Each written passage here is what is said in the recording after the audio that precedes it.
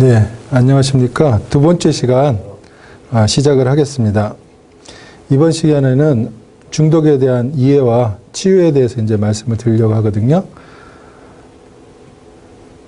중독이 무엇이냐?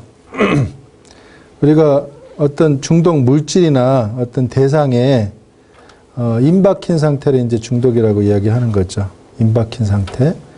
그래서 실제적으로는 우리가 노예 상태에 이제 그 물질이나 대상에 빠져 있을 때 그것을 이제 중독이라고 정의할 수 있죠. 그래서 중독에는 어떤 본인이 조절할 수 없는 거, 통제 능력이 불가능한 거, 그런 것들이 포함되어 있어요. 그래서 통제 불능과 의존이라는 그런 두 가지 것들이 들어있는 거죠.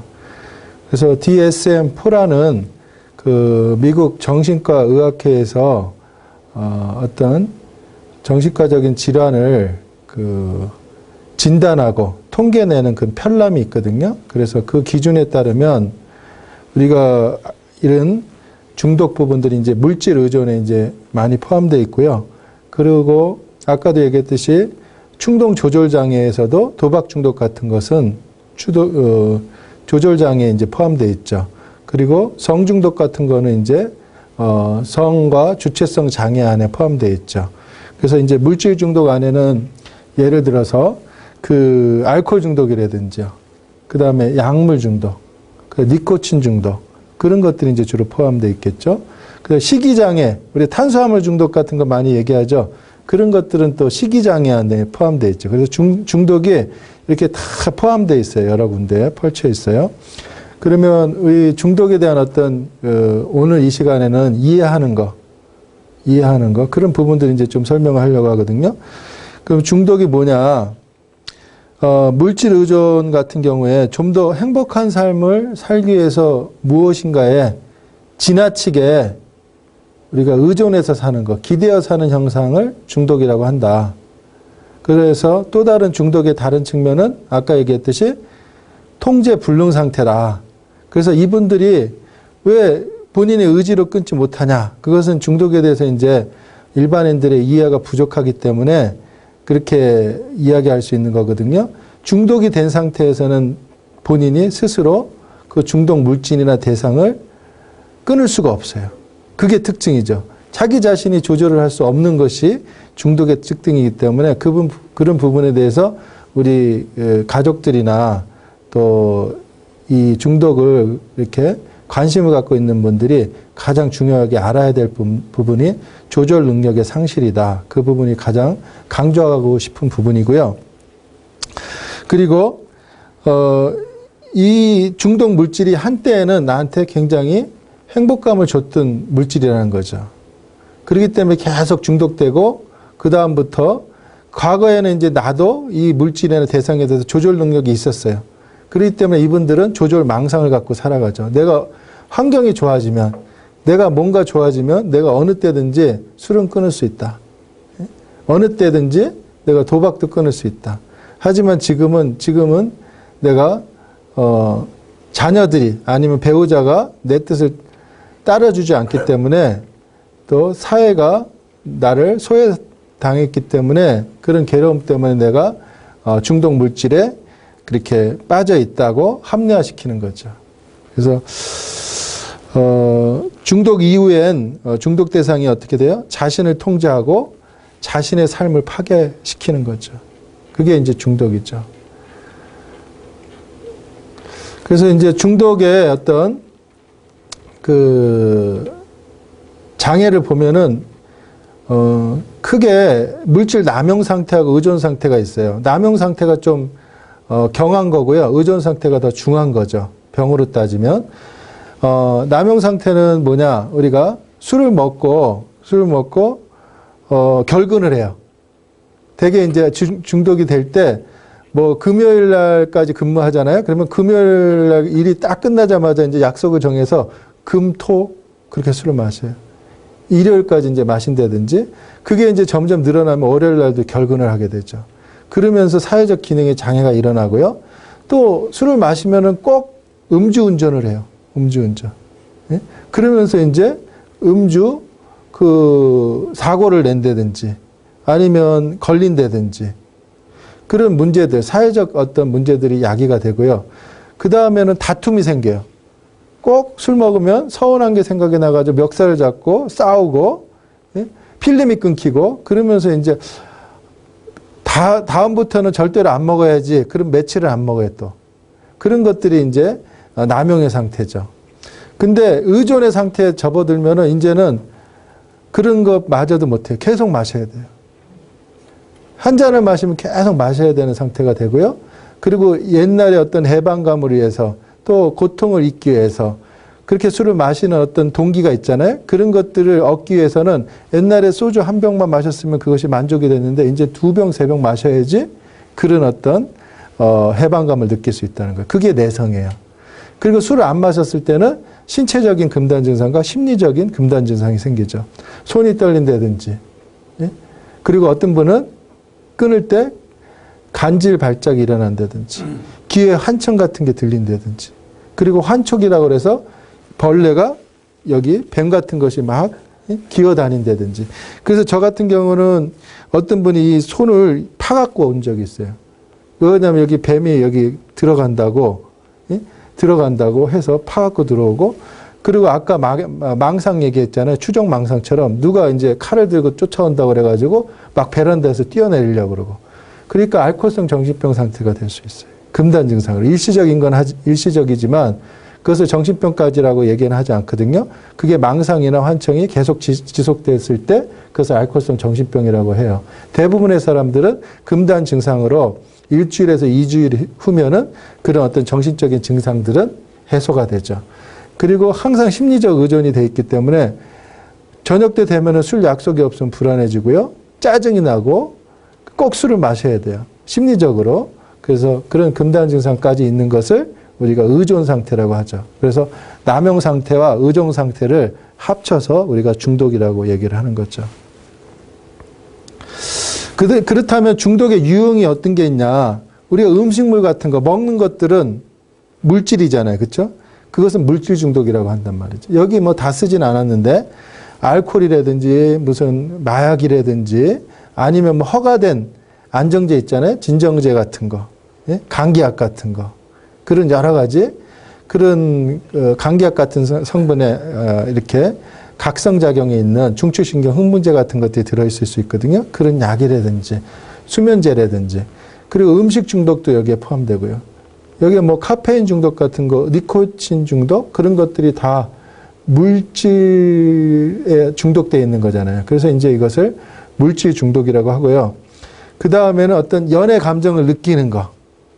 어떤 과정에 집중하는 거죠. 과정을 통해서 그 만족감이 있잖아요. 과정에 중독되어 있는 거. 어떤 사람과의 관계에서의 중독, 어떤 분노를 일으키는 데서의 중독, 그 다음에 뭐 심지어는 종교 중독까지 이런 것들은 과정 속에서 일어나는 과정을 통해서 우리가 중독이 되는 거고요. 어떤 과정을 지나서 어떤 행동 자체에서 만족감을 얻는 거, 도박을 했을 때 그런 거라든지 뭐 사이버라든지 성중독이라든지 쇼핑 중독이라든지 운동 중독 같은 건 어떤 결과물 있잖아요. 그런 것들을 통해서 우리가 만족감을 얻기 때문에 그것을 행위 중독이라고 하죠. 그래서 행위 중독은 어떤 중독 행동 자체를 즐기는 경우이라고 볼 수 있죠. 그렇다면은 이 중독이 대인관계에 미치는 영향이 굉장히 크죠. 대인관계. 우리가 이제 물질 중독이나 어떤 섹스 중독은 어디에 포함되죠? 행위 중독이에요. 행위 중독이지만은 그것이 사랑이 없는 섹스잖아요. 인격 대 인격의 만남이 사랑인데 그런 것들이 없는 것은 타인을 물질적으로 대하는 거죠. 물질적으로. 그렇기 때문에 어떤 이런 물질 중독, 그러니까 우리가 인간관계라는 관계가 굉장히 어려운 거예요. 인간관계, 대인관계를 잘해라. 그런 것들은 물질 중독에 빠져있는 중독자한테는 굉장히 어려운 주문이에요. 예? 우리가 대인관계도 물질 중독에 빠지게 되면은 대화가 안 돼요. 자기 주장밖에 안 돼요. 예? 대화는 서로 이야기하고 상대방의 의견을 듣고 또 공감하고 자기 생각을 얘기하는 건데 내가 무조건적으로 이야기하는 것이 대화는 아니잖아요. 내 요구만 하는 것이 그게 대화는 아니란 말이죠. 그것이 물질 중독에 빠지다 보면 자기 중심주의에 빠지고 소외감에 빠지다 보니까 다른 사람하고 대화 단절이 돼요. 예? 그래서 분노나 우울감 같은 것들이 이제 자리 잡게 되고 그것은 또 다른 중독을 더 일으키게 되는 요인이 되는 거죠. 그렇기 때문에 우리는 어떤 물질과의 관계에서 점점 생물과의 관계, 식물을 키운다든지 또 동물을 키운다든지 그래서 어떤 상호관계가 필요하잖아요. 식물이나 동물을 키울 때에도 일방적인 관계에서는 그게 자라지 않잖아요. 강아지를 발로 차면 어떻게 강아지 깽깽거리면서 나를 물으려고 하거나 그런 반응을 보이잖아요. 그러니까 일방적인 관계로 물질관계처럼 되지 않단 말이죠. 그래서 예를 들어서 소주를 한 병 사는 데는 1,200원인가요? 300원만 있으면 일방적으로 내가 기분 나쁠 때 한 병 사가지고 마실 수가 있어요. 내 일방적인 관계예요, 그것은. 하지만 그 생물하고의 관계, 살아있는 생물하고의 관계를 통해 가지고 우리는 일방적인 관계로 갖고는 그 반대편에서 반응이 오잖아요. 그러니까 그거는 점점 상대방의 반응을 보게 되는 거죠. 그리고 인간관계가 얼마나 어렵냐면 인간관계에서 가장 쉬운 관계가 뭐죠? 부모-자식 관계예요.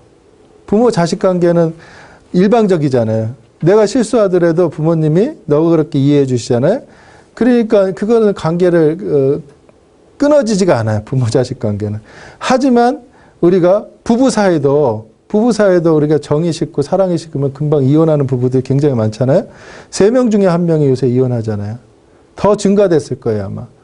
사랑을 해가지고 죽기 살기로 목숨까지 준다고 사랑했지만 나중에 사랑이 식으니까 이혼을 한단 말이죠. 그리고 어떻게 이익구조로 만나는 어떤 회사, 직장, 거기는 얼마나 내가 필요하면은 그 조직에서 필요하지만 40대 초반 중반만 돼도 이제 은퇴를 생각해야 되잖아요. 거기는 내가 주는 게 있느냐, 주지 못하느냐, 내 능력이 있느냐, 없느냐에 따라서 관계가 깨어질 수 있다는 거죠. 그래서 인간관계의 회복이라는 것이 굉장히 어려운 부분이죠. 그래서 우리가 이 중독으로 벗어나는 것은 우리가 무조건적인 어떤 일방적인 관계를 했던 사람이 대인관계를 할 수가 없어요. 지금 부모-자식 관계도 이제는 우리 환자분들을 보면은 부모들도 이제는 자식을 이제 내 자식이 아니라 그러고 손을 들은 경우가 많거든요. 부인도 마찬가지고. 그렇다면 나는 어디서 무조건적인 수용과 무조건적인 사랑을 받을 수 있느냐? 무조건적인 사랑과 무조건적인 수용을 해줄 수 있는 사람은 없어요. 가장 유소한 게 부모지만 그렇지만 환자의 회복에서는 이 물질 중독의 중독자의 회복에서는 그것이 가장 필요해요. 무조건적인 수용과 무조건적인 사랑. 그렇다면 그것은 하나님밖에 없다는 거죠. 하나님만이 우리를 무조건적인 사랑과 무조건적인 수용을 해줄 수 있는 대상이기 때문에 우리가 중독 측면에서는 영적인 측면을 빼고 생각할 수 없어요. 인본적인 치료를 하기 때문에 대부분의 병원에서는 치료가 안 된다고 생각해요. 의사가 치료할 수 없는 병이 이 중독의 부분이에요. 그렇기 때문에 우리는 이 중독의 부분에 대해서 해결책을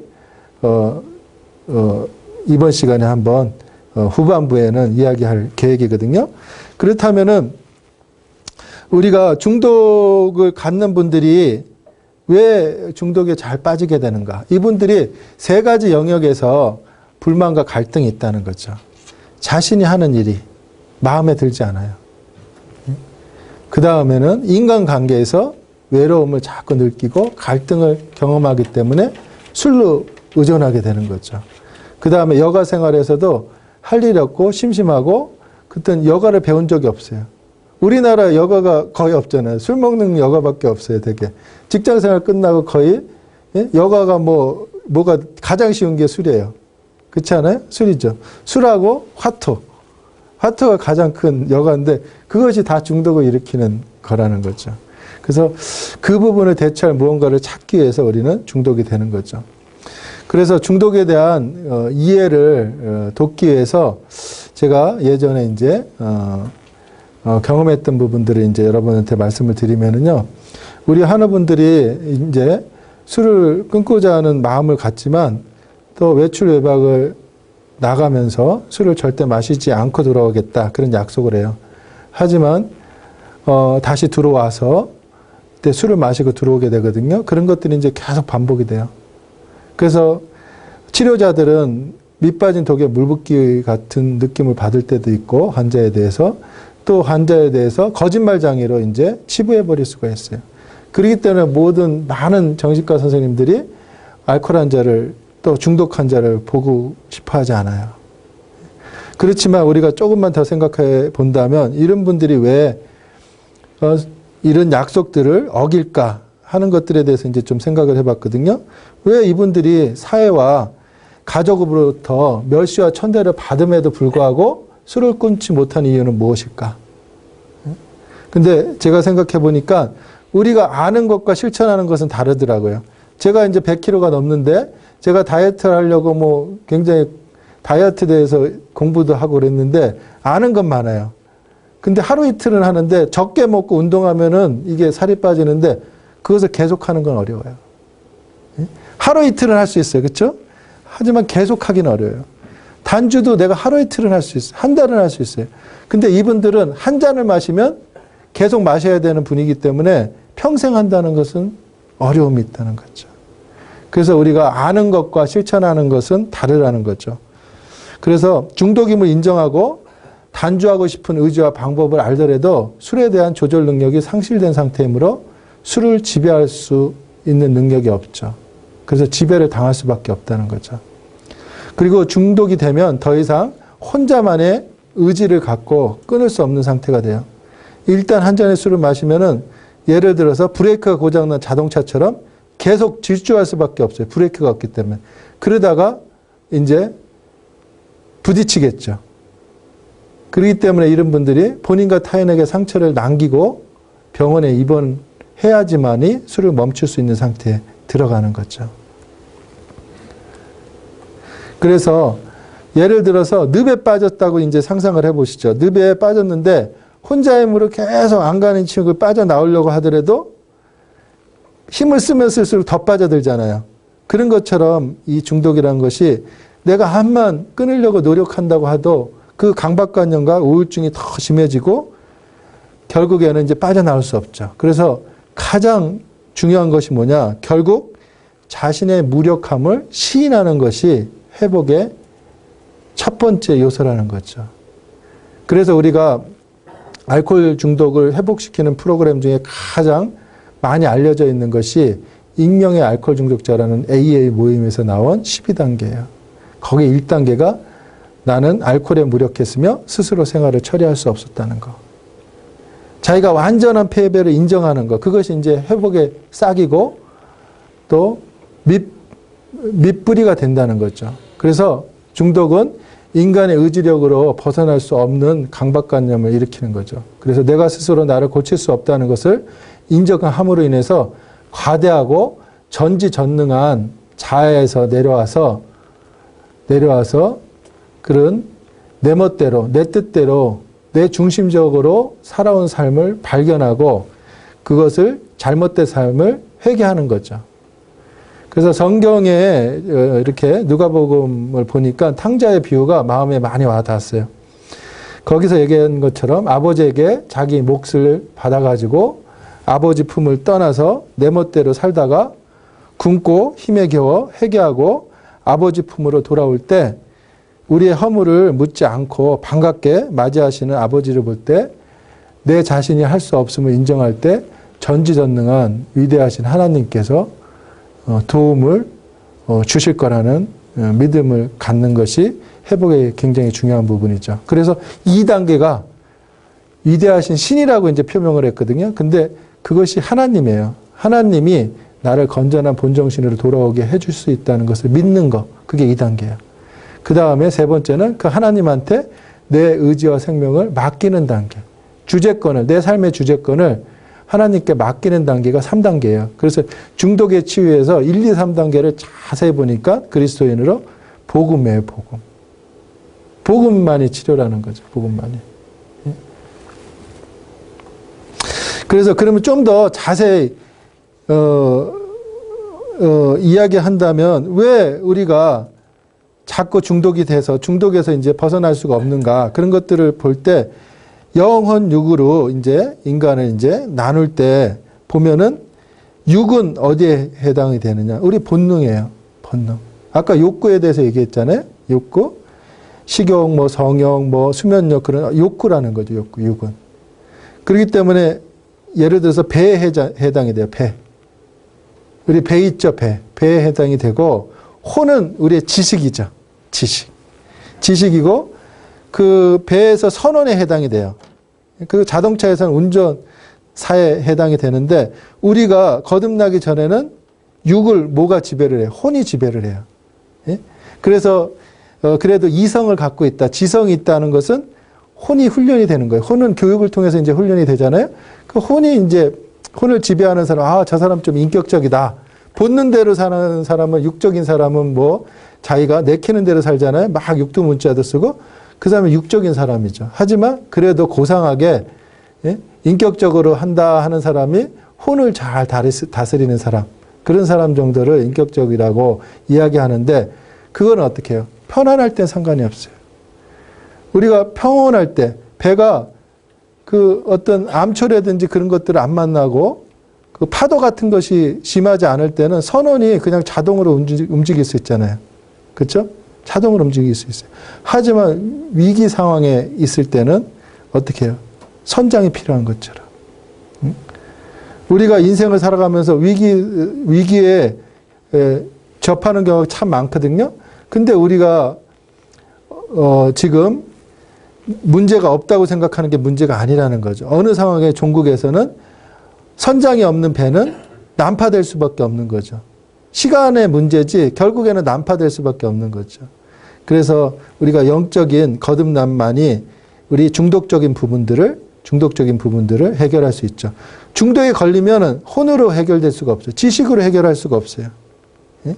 내가 내 자신을 통제할 수 없단 말이죠. 그러면 어떤 나를 통제할 수 있는 성령님이 오셔서 나를 통제해 주셔야지만이 영이 깨어나서 영이 나의 혼과 육을 통제할 때만이 중독으로부터 벗어날 수 있는 거죠. 그래서 좀 더 영혼 육에 대해서 이제 잘 좀 살펴보면은요. 우리가 영은 보여지지 않잖아요. 그래서 사람들은 보통 영의 존재를 느끼지 못하고 살아가죠. 하지만 우리가 눈에 보이거나 귀에 들리지 않는다고 해서 그것이 존재하지 않는다? 그렇지 않죠. 예를 들어서 우리가 가시광선이 380에서 770 나노미터이거든요. 그 강선 내 것만 우리가 눈으로 볼 수 있는 거죠. 그리고 가청 주파수가 16Hz에서 2만 Hz인단 말이죠. 근데 밤에 고양이는 적외선으로 볼 수 있죠. 초음파로 돌고래는 대화를 해요. 그래서 전에 제가 어떤 뉴스에서 본 적이 있는데 그 중국에서 지진이 났을 때라는 지진이 날 때 개는 다 도망가요. 밑에서 이게 그 구조물이 흔들리는 소리를 듣고 막 튀어나가요. 그 건물에서. 그것을 이제 찍어놨어요. 사람들은 거기에 다 매몰이 되는데 개는 그 소리를 듣는 거죠. 우리가 못 듣는 소리들을. 그렇기 때문에 우리가 보이지 않고 들리지 않는다고 그게 없다고 할 수 없잖아요. 우리가 지금 인터넷도 있고 TV도 보고 또 핸드폰도 보이지 않잖아요. 그 전파는 보이지 않지만 그 기구를 통해서 우리가 볼 수 있는 거죠. 그래서 단지 보이고 들리지 않기 때문에 그러한 존재가 없다고 부정하는 것은 외려 그것이 비과학적이라는 거죠. 그래서 우리가 그러면 영이 왜 죽었냐? 아까도 얘기했듯이 선악과를 따먹을 때 정령 죽으리라 했던 것이 육이 아니라 영이었다는 거죠. 그래서 인간은 영이 떠나면 육신이 죽듯이 하나님이 떠난 우리의 영은 죽은 것이나 다름없다는 거죠. 하나님이 떠나면 내 영은 성장과 활동을 멈추고요. 잠자는 것 같은 상태로 지내고 있다는 거죠. 그래서 우리는 내 영이 있는지조차 모르고 육신의 삶에 매여서 살아가고 있다는 거죠. 그래서 영의 양심보다 육신의 본능이 강하기 때문에 영의 선한 목소리를 외면하고 육신의 본능대로 살아가는 거죠. 그래서 혼이라는 것은 뭐냐면 나의 어떤 자아예요. 자아, 에고로 이제 표현할 수 있어요. 그래서 영과 육의 다리 역할을 하면서 우리가 이성적, 논리적으로 사고할 수 있도록 하는 곳이죠. 그래서 우리가 느끼는 감정과 감각과 욕망은 육신에서 올라오잖아요. 근데 혼은 이를 받아들이지만 통제를 하죠. 어느 정도. 그래서 혼은 머리에서 일어나는 나의 생각이자 의식이자 자기 의식이자 기억이죠. 그래서 학문을 탐구하게 하고 문화와 예술을 지향하는 거, 그런 것들이 혼적인 일이죠. 그래서 인간이 혼이 있기 때문에 본능대로 살아가는 동물하고는 차이를 혼 때문에 할 수 있죠. 영은 영적인 진리를 원하는 데 반해서 혼은 무엇을 원해요? 세상 학문이라든지 지식을 추구해요. 그래서 문제는 우리가 한번 복음을 전하려고 하더라도 굉장히 어렵잖아요. 왜? 혼만 갖고 있기 때문에 영적인 것을 깨우치기가 상당히 어려워요. 그래서 문제는 영이 살아나기 전까지는 우리는 혼으로 진리를 받아들여야 하기 때문에 우리가 사람들이 성경 말씀을 그대로 믿기 힘든 것은 혼이 세상에 적합한 이성적으로 또 과학적인 사고방식을 가지고 있기 때문에 믿어지지 않는 거죠. 그래서 우리가 이적을 바라기 전에 우리가 하나님의 복음이 믿어졌다면 그것처럼 이적이 없는 거죠. 기적이 없는 거예요. 병 낫는 기적보다도 우리가 복음을 깨닫고 믿는다면 그거는 굉장한 큰 이적이죠. 혼으로 우리가 영적인 것들을 이렇게 은혜로서 이제 믿어지기 때문에요. 그러면 육신은 뭐냐? 육신은 이 세상을 살아가는 가장 가깝고 실제적인 나이고요. 육신은 영과 혼의 통제를 받지만 이를 거부하고 자기 마음대로 행할 수도 있어요. 그러나 육신은 결국 늙고 병들어 죽기 때문에 자신의 생명을 유지하고 자신을 번식시키기 위한 본능을 갖고 있죠. 그래서 본능이라는 것이 어떤 생존 본능이 있죠. 아까 얘기했던 식욕이나 성욕, 그런 것들 생존하기 위해서, 공격력, 그런 것들 생존하기 위해서 꼭 필요한 거죠. 근데 그것을 남용하는 게 문제죠. 남용하는 게. 성욕이 없으면 종족 보존은 어떻게 하겠어요? 식욕이 없으면 굶어 죽잖아요. 이거는 존재하기 위해서 가장 필요한 본능이지만 여기에 매어 살기 때문에 여기에 중독되는 거죠. 그래서 우리는 생존 본능 때문에 항상 근심하면서 살아가는 거죠. 그리고 생식 본능은 뭐예요? 아까도 2세, 자손을 번식시켜야 되기 때문에. 그래서 재밌는 것이 연어는 힘들게 태평양을 가로질러 강물을 거슬러 올라가서 알을 낳고는 자기 할 일을 다 했기 때문에 죽어요. 연어는. 하지만 우리 인간은 오래 살잖아요. 오래 살아요. 왜냐하면 자식을 이제 더 오랫동안 키워야 되잖아요. 오랫동안 키워요. 그래서 어떤 분은 그런 얘기예요. 인간처럼 미숙한 상태로 태어난 존재가 없다. 예?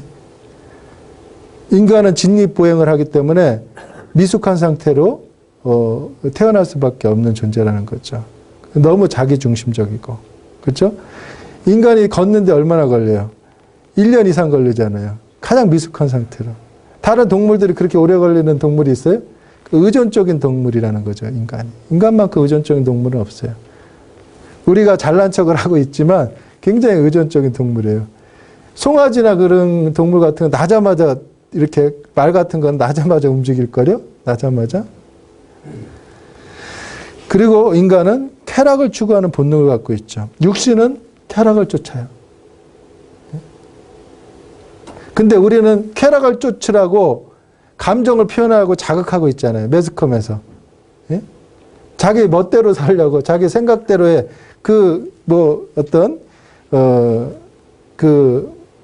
것처럼 자기 생각대로의 그것이 올바른 게 아니잖아요. 자기 생각이. 예?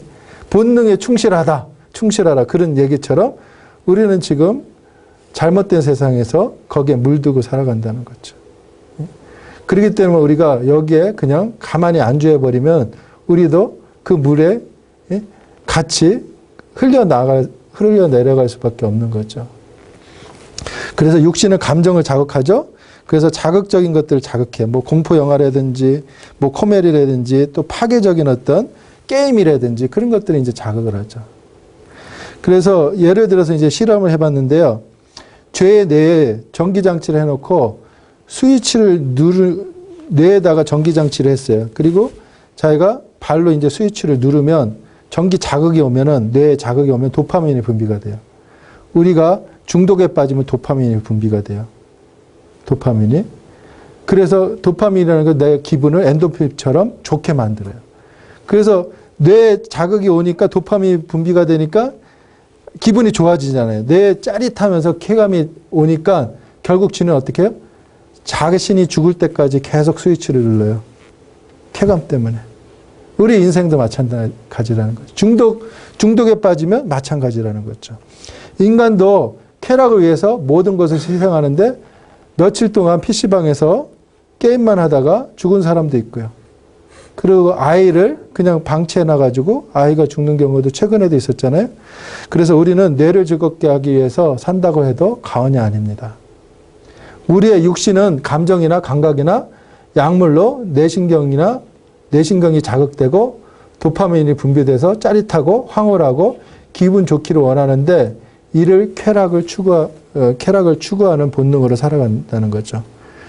도박 중독도 마찬가지고요. 컴퓨터도 마찬가지고요. 근데 우리가 과연 욕심과 쾌락을 추구했을 때 우리 마음이 편안하던가요? 결코 그렇지 않죠.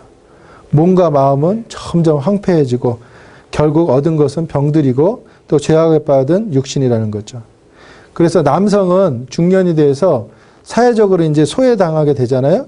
건강을 잃고 우울증에 걸리는 확률이 많아요. 갱년기 우울증이 여성에만 있는 게 아니에요. 남성에서도 50대 이후로는 생기거든요. 직업을 놓게 되고 자기 건강도 잃게 되고. 그럼 여성은 집안 식구로부터 소외되거나 폐경기가 찾아오면서 우울증에 걸리게 되죠. 그러나 우리는 어때요? 우리 육신이 늙고 병들어도 소망을 가질 수 있는 것이 내 속사람이 영의 진리 말씀으로 날로 새롭게 되기 때문에 우리 그리스도인은 육신이 늙더라도 새 소망을 갖게 되죠. 또 이 세상보다 훨씬 아름답고 영원하고 기쁨이 넘치는 천국 나라에 대한 꿈을 갖고 있기 때문에 우리한테는 희망이 있는 거죠. 그래서 우리가 과연 어떻게 살아가야 되는가? 무엇을 위해서 살아야 되는가? 거기에 대한 우리가 자문자답이 필요할 것 같아요. 우리의 육신은 잘 먹고 잘 살며 또 결혼해서 자식을 낳아 키우면서 행복하게 살기를 원하죠. 그렇지만 내 혼은 또 지식을 구하고 예술을 추구하고 사회적으로 성공하기를 바라죠. 하지만 그것이 단가요? 그렇지 않다는 거죠. 가장 중요한 것은 진짜 나인 내 영을 위해서 사는 것이고 예수님을 믿고 구원받아서 천국에 이르는 거죠. 그래서 그 알코올 중독이나 중독의 어떤 치료에서 가장 중요한 것이 거듭남이라는 거죠. 거듭남. 영적으로 이제 살아나야지만이 우리가 중독을 지배할 수 있잖아요. 그래서 새로남의 의미에 대해서 한번 말씀을 드리겠습니다. 그래서 새로남의 의미라는 것은 그동안 육적인 삶에서 영적인 삶으로 거듭나는 것을 의미합니다. 그래서 중생을 의미하고요. 그래서 아담과 하와를 창조한 하나님이 선과 악의 지시의 나무에서 나는 실과를 먹지 말라는 계명을 주셨는데 뱀의 꼬임에 넘어간 아담과 하와는 하나님의 계명을 불순종하고 선악과를 따먹고 말았습니다. 그래서 하나님이 그 실과를 먹는 날에는 정령 죽는다고 했는데 아담은 아주 오래 살았죠. 그때 죽은 것은 육이 아니라 영이었습니다. 이로 인해 모든 인생들은 죄를 유전받았고요. 그리고 영적으로 죽어 있습니다. 원죄라고 그러죠. 그래서 죄로 인해 죽었던 내 영을 다시 살리는 것이 거듭남이고 거듭남은 예수 그리스도가 내 죄를 위해 십자가에 달리시고 피 흘려 죽으심을 믿고 제사함을 받으면 성령이 오셔서 죽었던 내 영을 살려주시면서 이루게 됩니다. 그래서 영이 죽은 사람은 마치 선장을 잃은 배와 같습니다. 목표를 잃고 파도에 휩쓸려 이리저리 방황하다가 결국 암초에 부딪혀 부서지고 말 것입니다. 영이 살아나면 더 이상 육신에 매이는 삶을 살지 않고 육신을 주관하고 다스리며 옳은 일을 할 수 있습니다. 중독의 치료는 신체적이며 정신적이며 사회적이며 영적인 측면의 치료가 복합적으로 이루어져야 합니다. 그리고 단주를 한다고 해서 우리가 경제적 어떤 가족의 문제, 사회적 신분이 복귀가 되는 것은 참 어렵죠. 그렇기 때문에 과거에 대한 후회와 원망을 다시 술을 마시는 그런 경우를 많이 보거든요. 재발이 많은 병이 알코올 중독이에요. 근데 영이 새로 태어나서 세상을 보는 나의 가치관이 물질적 가치관에서 영적인 가치관으로 변화가 일어날 때 온전한 치료가 됩니다. 새로남 체험이 없이는 육신의 매인 상태로 살아갈 수밖에 없기 때문에 또한 소망이 없기에 맑은 정신으로 살아가기가 힘듭니다. 영적 변화 없이는 치료가 불가능함을 전문가 입장에서 통감하는 바입니다. 그래서 마지막으로 중독을 우리가 정의해 본다면요. 많은 사람들이 자신의 어떤 초라한 모습을 직면하기 싫기 때문에 스스로 만들어낸 여러 우상들이 있습니다. 그 중에 돈이라든지 권력이라든지 명예라든지 학력이라든지 특히 중독이라는 것은 쾌락이라는 우상에 기대어 사는 그런 현상들을 중독이라고 볼 수 있습니다. 그래서 역설적으로 인간이 태어나면서부터 의존적인 존재라는 사실입니다. 아니 창조되면서부터 인간이 의존적인 존재였을 것입니다. 인간은 하나님과 조화로운 관계 안에서 완전함을 누릴 수 있었지만 그 관계가 깨어진 후 인간 스스로 독립적으로 자신의 완전함을 누릴 수 없는 존재가 되고 말았습니다. 따라서 그리스도인으로 다른 중독의 대상으로서 벗어나 자유로운 삶을 살기 위해서 인간을 완전케 하시는 성령 하나님께 온전히 의존하고 기대어 살아야 합니다. 즉 불완전한 자신의 삶의 주도권을 쥐고 살아가는 이상 인간은 마지막까지 삶을 불완전한 의존으로 마감할 수밖에 없습니다. 우리에게 건강하고 자신을 살릴 수 있는 완전한 의존의 대상이 필요합니다. 이는 곧 우리 아버지가 되시는 하나님이십니다. 예, 감사합니다.